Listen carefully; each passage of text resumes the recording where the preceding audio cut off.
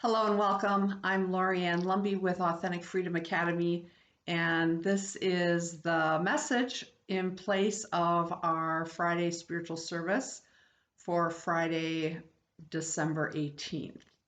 I apologize at the last minute. I had to cancel this service because my son needs to go car shopping. So thank you for your patience and understanding. And today's message is going to be completely winged, channeled, whatever you want to call it. Um, there was a theme given to me, but the words will have to come through on their own. So the theme for today, appropriately, is crossing the threshold. So let's take a few moments in silence as we gather our thoughts, our intention, our hearts, our openness for what has been and for what is yet to come to pass. And so we'll rest for a few moments in silence.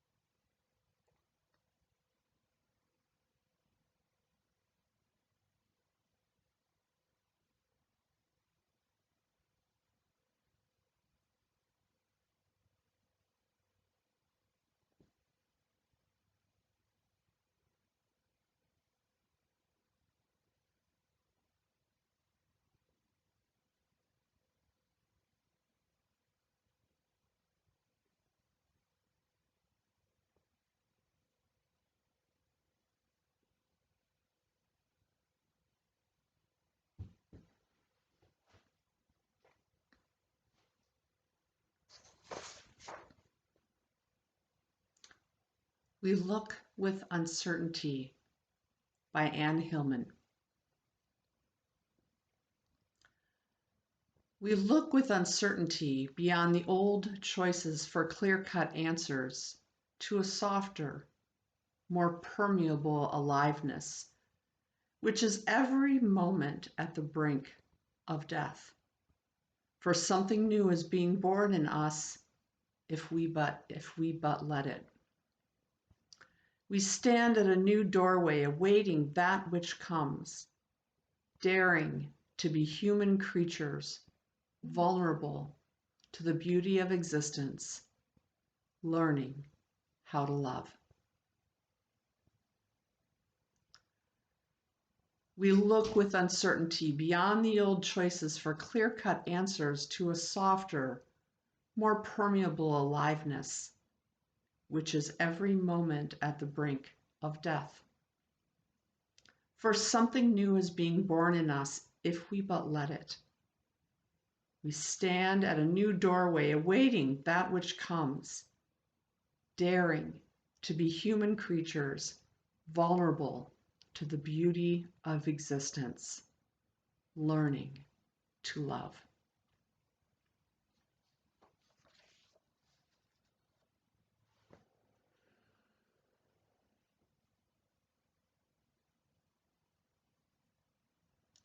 As I record this message today, we have just come out of a solar eclipse new moon, and we are feeling the vibrations of that supported change. The vibrations that have left many people perhaps feeling a little dizzy, disoriented,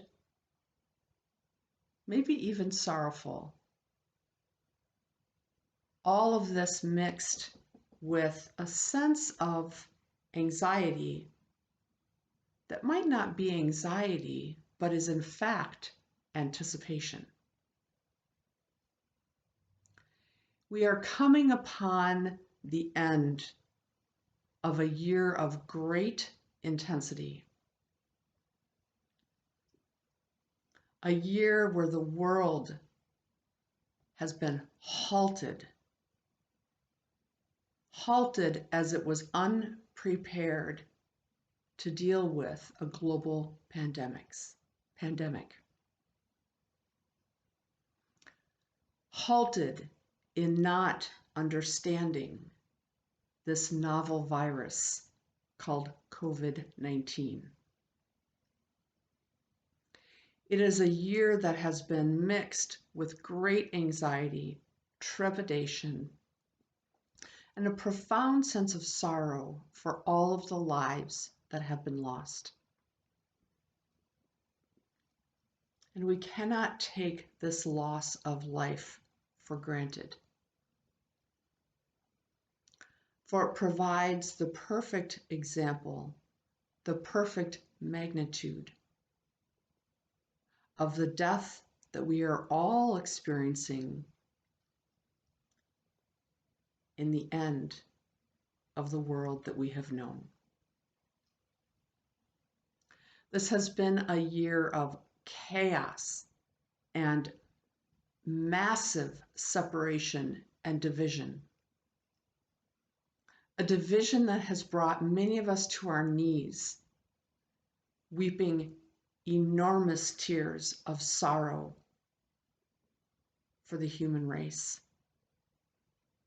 How can we as a species be so cruel to one another? The hatred that we have seen in social media, the spite and the cruelty and the rage that we have seen on the streets. Both righteous anger, as it is anger in the face of injustice, and just flat out rage because some humans are afraid of what they consider to be the other. This has been a year of profound turmoil. Every day, unloading a new piece of information, a new piece of news, a new conflict, a new fear, a new threat that has left many wondering, what is next? Is the mothership going to come and take us all home? Are they finally going to uncover the secrets of aliens? Oh wait, they did that already. To say this year has been insane is an understatement.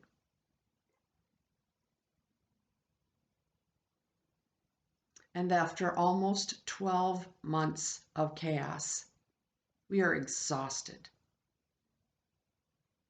We are tired. We are worn out. We are fatigued. We may be feeling depressed, at a loss, confused. And many throughout these last 12 months have felt grossly unsupported. The so-called stimulus checks, which I don't call a stimulus at all, this is called money for necessities. The grants, the unemployment, these were not available to all Americans or all people. So many are leaving this year looking back on it as a time of great suffering. Not just for the loss of lives, but for the loss of dignity.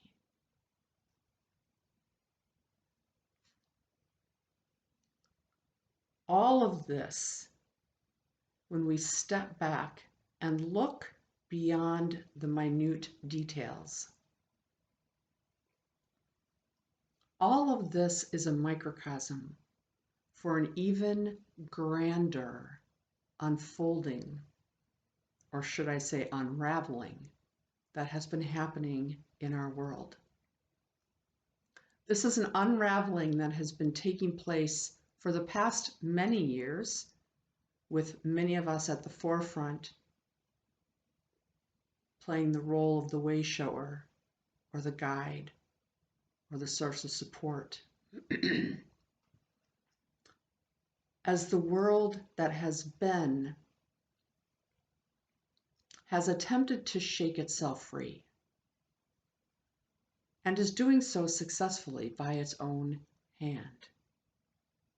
Revelation upon revelation upon revelation of deception, corruption, pure human evil has come to be seen. Every critter, creepy crawly, disgusting thing that we have tried to hide under the rug has come out into the daylight to be seen. And unless you're benefiting from that, it is a horrifying sight. We have done battle with demons, our own and those outside of us. We have cleansed our own systems within of the fear, false perceptions, past traumas, wounds, and societal conditioning that have caused us to act from any place other than love. Like gold that's tested in fire, we have been burned, purged, transformed into something else, and our world with us.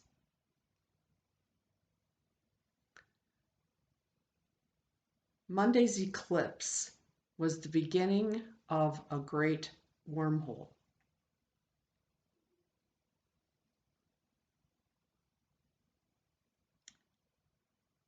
It has allowed us to draw into, for lack of the word I'm being given is a time skip. Wormholes are a profound spiritual experience of leaping from one experience into another, from one layer of consciousness into another, from one state of being into another. During the wormhole time, there's much that is not yet known. But what we can be certain of is that what we have allowed ourselves to lay down, to leave behind, will stay there. For we cannot enter into the wormhole with our arms full of baggage. This weekend, the threshold, the great threshold, is an energetic midpoint between Monday's eclipse and new moon, and the other side of this wormhole, which we'll talk about in a minute. This coming weekend, we are entering into the winter solstice for those in the Northern Hemisphere,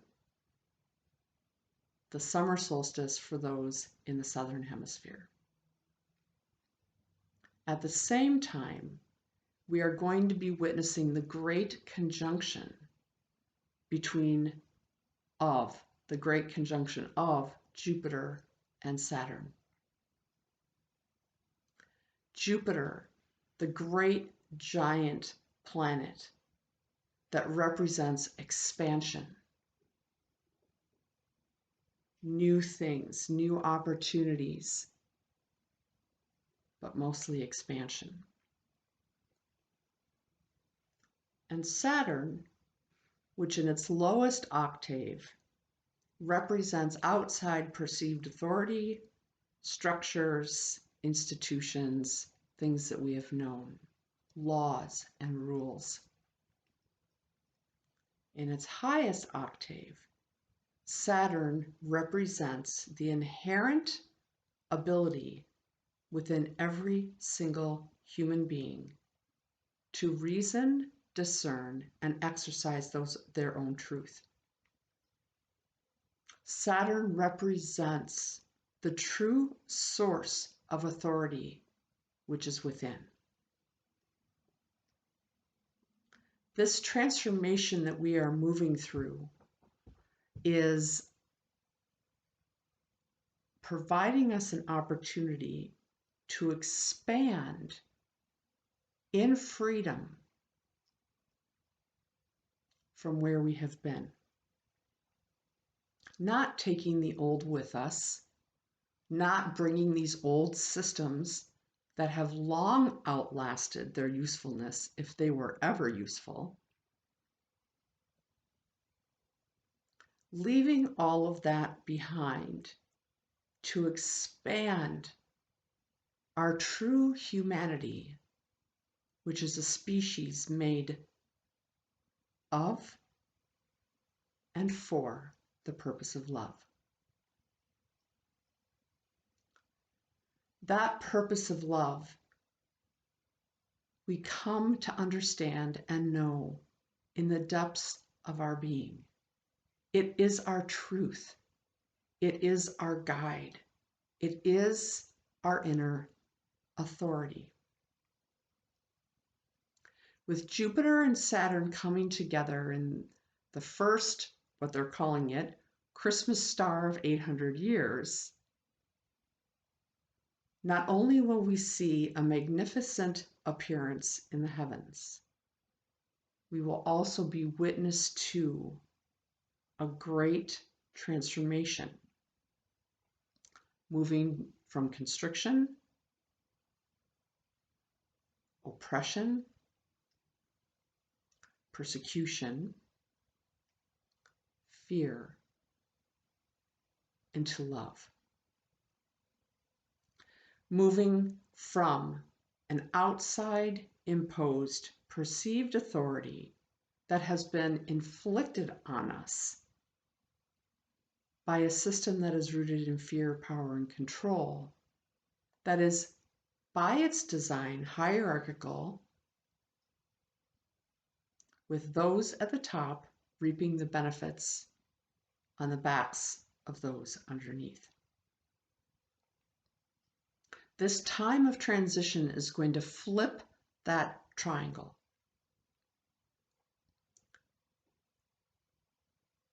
It will flip us from a hierarchical system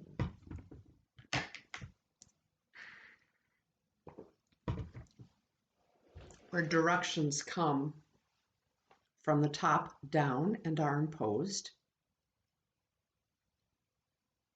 where there is a master and a servant, a boss and an employee,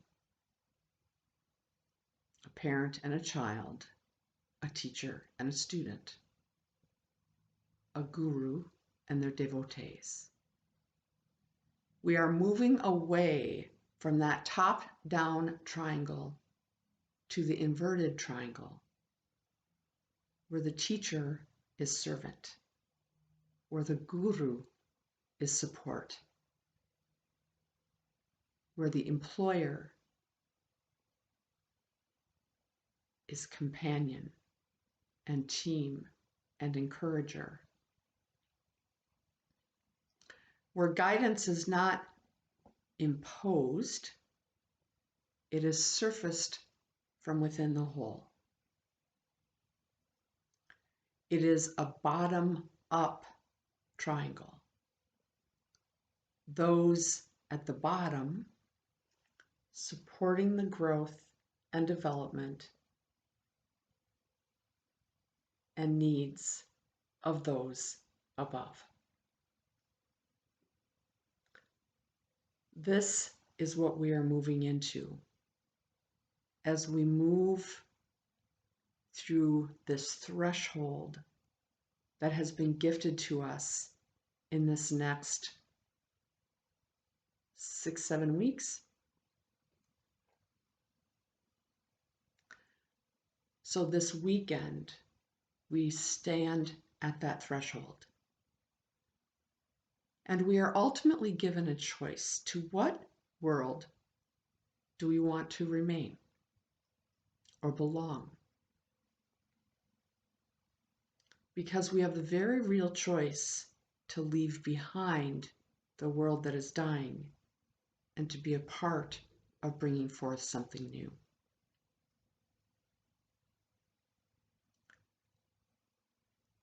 Now, as the universe, in all of its compassion, has always been, this opportunity is not only happening today or this weekend. This opportunity to release that which is not life-giving and to embrace the patterns of love. That choice is given to us over and over and over and over in every minute of every day of our lived human experience. We will accept that choice when we are ready to accept that choice. When we have done that often eviscerating work of healing our wounds, transforming our fears, bringing all of our fragmented and broken parts into wholeness.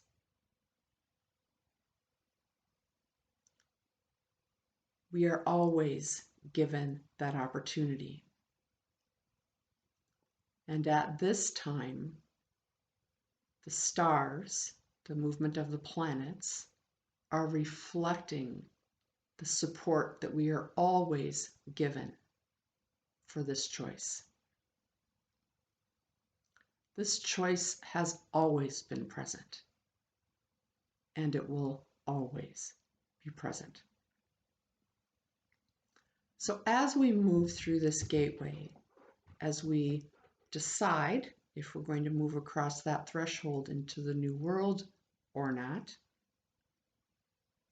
we have the opportunity to be gentle and compassionate with ourselves, and most especially to be compassionate towards others. There are many for whom this transition will cause great pain, or I should say perceived pain. Those that have been benefiting from that model of fear, power, and control will have it wrested from their cold, dead, gripping fingers. Going into this kicking and screaming, resisting all of the way. Creating lies, deceptions, rationalizations in order to justify the actions that they have been involved in that have deprived others of their life promise. Those people are suffering. And we are seeing that suffering coming out sideways in all kinds of what I would call irrational behaviors. Ultimately, behaviors surfacing out of fear. And I think one of the biggest audiences or populations who are struggling right now are white men. And I say this not as a judgment against men. I love men. Certainly not as a judgment against white men. Growing up in the Midwest, most of my friends are Caucasian. It's just the reality of population.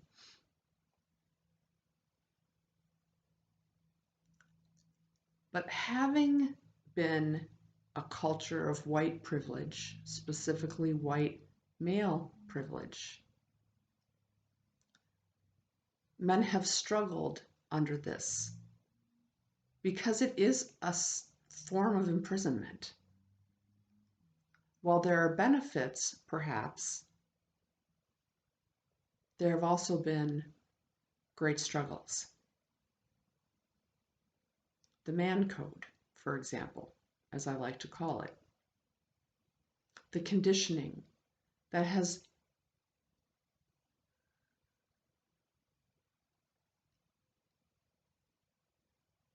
discouraged, the conditioning that has discouraged men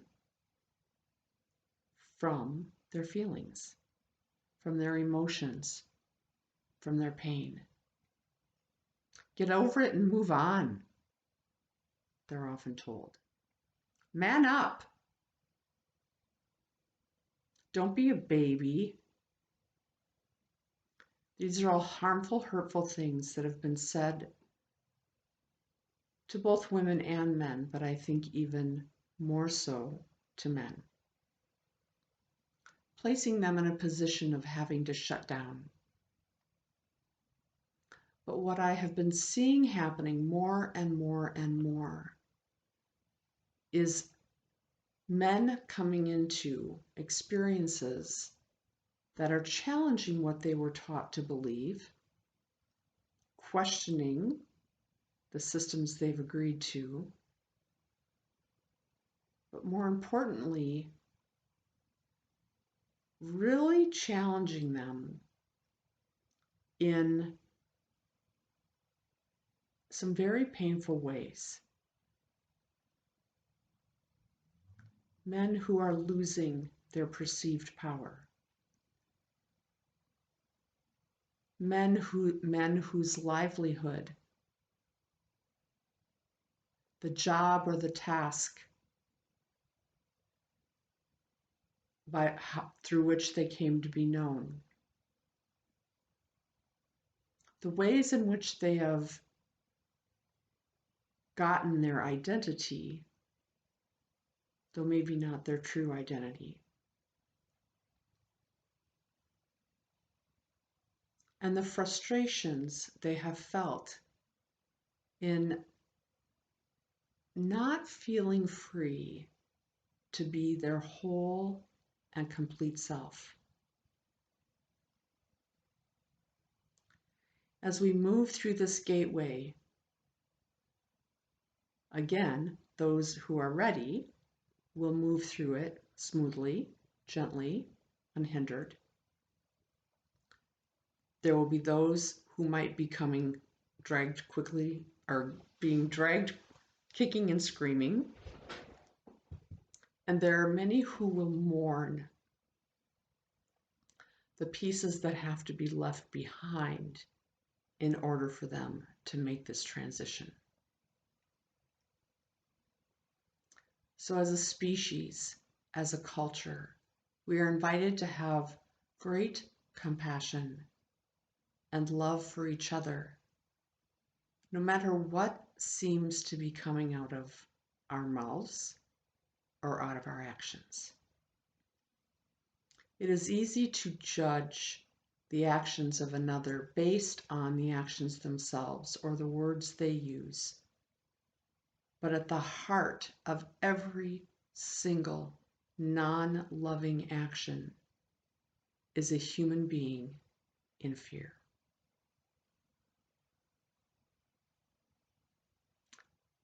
So as we move across this threshold, and as we approach, well, we're in the middle of Hanukkah, and we are approaching the Christian holidays of Christmas and the secular holiday of New Year's Eve. As we approach these holidays, let us hold each other in love. Let us hold each other in compassion. And as we may not be able to gather as we have in the past, to reach out to those who might be lonely or without company, or afraid.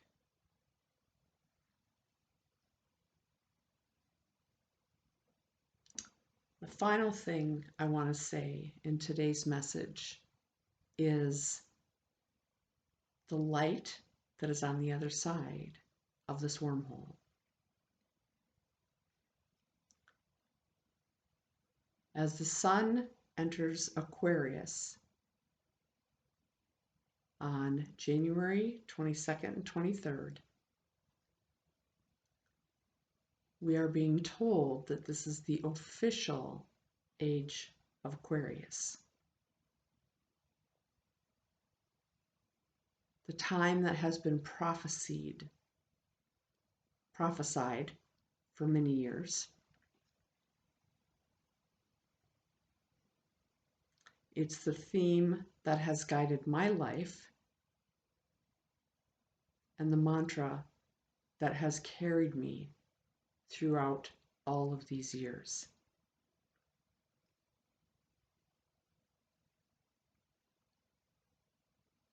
Whether this is a global transformation,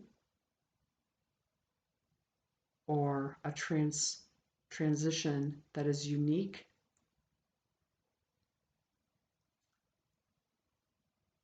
to a collective population, or a transition that is only happening within our own being and our own soul.